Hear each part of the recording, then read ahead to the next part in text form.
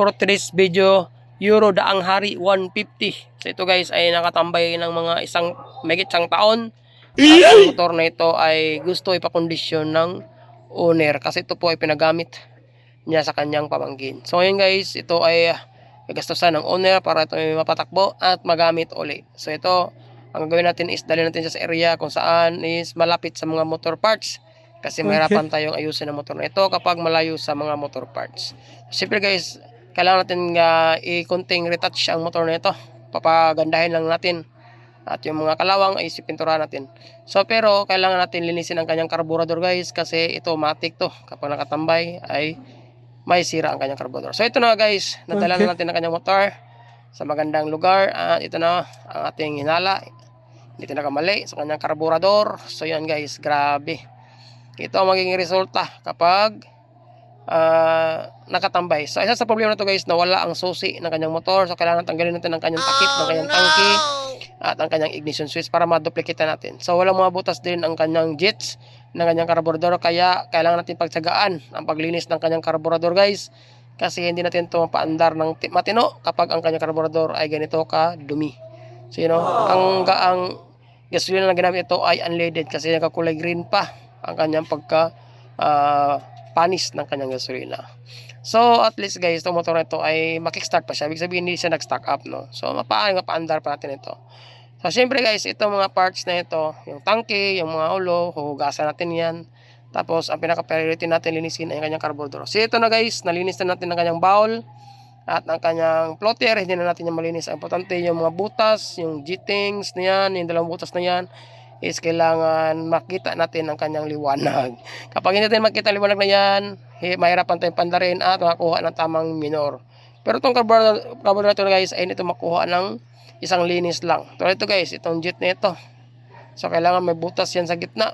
Kapag walang butas yan sa gitna at hindi makita ang liwanag, walang minor ang ating motor. Yan, no? Kailangan pagtsagaan natin ang pagpasok ng kable na yan. So kapag pasok natin kable na yan, matik na yan guys, makukuha natin yung mga molds na umuo sa kanyang jets. So kailangan may butas din yan guys, yung 4 na butas na yan, kasi malaking impact din yan sa performance ng ating motor.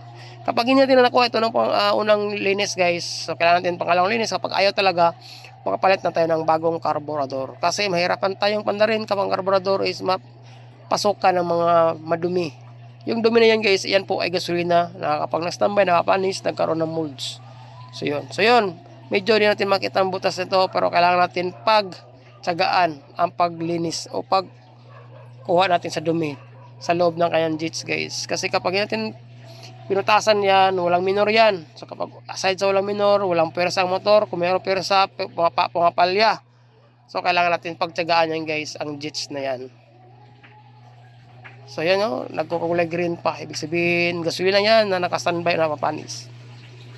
At ito na guys, tapos na natin malinis. Nilagyan ko ng overall gasket oil. At ito na kanyang motor guys. Nalinis ko na yung tangke, yung mga pairings niya, niwashingan ko na rin. Hinugasan ko na rin. Tapos yung kanyang fender is na-repaint ko na rin guys. So yan, na-repaint pati yung kanyang grab bar, nalinis ko na rin. At yung mga kalawang guys, na-repaint ko na rin. So ang gawin natin guys next is ikabit na natin yung mga binili natin mga pesa, yung kable, yung cable, yung throttle cable, yung change pedal. So itong brake cable at saka bagong throttle cable guys para smooth ang banat at saka pag birada sa kanyang motor. So yung mga ibang pisa dyan, mga kalawang, itatapon na natin yan para malinis at kaunting retouch o kaunting rehab ang kanyang motor. So ito guys, nirepaint ko na yung swing arm. Pati na rin yung susi niya, tsaka tangkap, nadala ko na rin sa paduduplikitan natin guys. Kasi kapag mahirapan tayo makahanap ng set, kasi pumunta ako sa bayan, wala talagang set. So ito na nga guys, tapos natin ma-assemble, napalitan na rin ng bagong rim at saka spoke ang kanyang motor. Ito na ang itsura ng ating motor na tinrabaho, na-repaint ko na to. Saka konting retouch sa swing arm, yung mga kalawang dyan, pati yung side stand, pati yung takip ng kanyang sprocket. So far so good guys, medyo mas maganda na ang forma na. So pati kanyang spoke rim, bago na rin lahat ng mga brake shoe dyan. Yung mga electrical niya guys, yung busina, yung headlight, signal light, saka ibang electrical dyan is naka-function na siya. pwera na lang po sa kanyang starter kasi yung starter niya is may problema. So okay lang, at least meron naman siyang kickstart guys. Importante is nag-function lahat ng mga electrical kasi ito po ay paparestro ng owner guys para condition. So ulit ang kanyang susi para mapaandar natin ang kanyang motor. Let's go!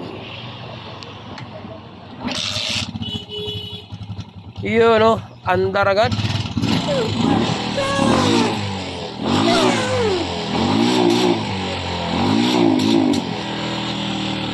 Yun lang guys, okay na ang motor ni Busing no. Ang kulang na lang nito ay restro para mapatakbo na ito at magamit na ito. At isa pa guys, sa kulang is ang kanyang back fender kasi kinakalawang na at nasisira. Yun na lang ang kulang, pa-order natin.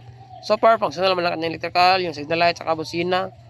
Lahat po ay functional po. So ito na lang po ang kulang, yung back fender niya.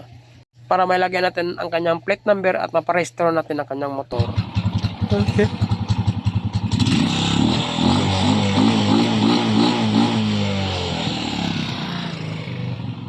So ito na yan guys, yung sinabi ko sa inyo na nasira ang kanyang rear fender kasi nga kinain na ng kalawang. Ito, hindi natin makabit ang kanyang taillight assembly kasi nga sira na ang kanyang rear fender. Yun lang guys, no? Sa araw ito, maraming salamat at siyempre see you sa aking next video. Right check, God bless.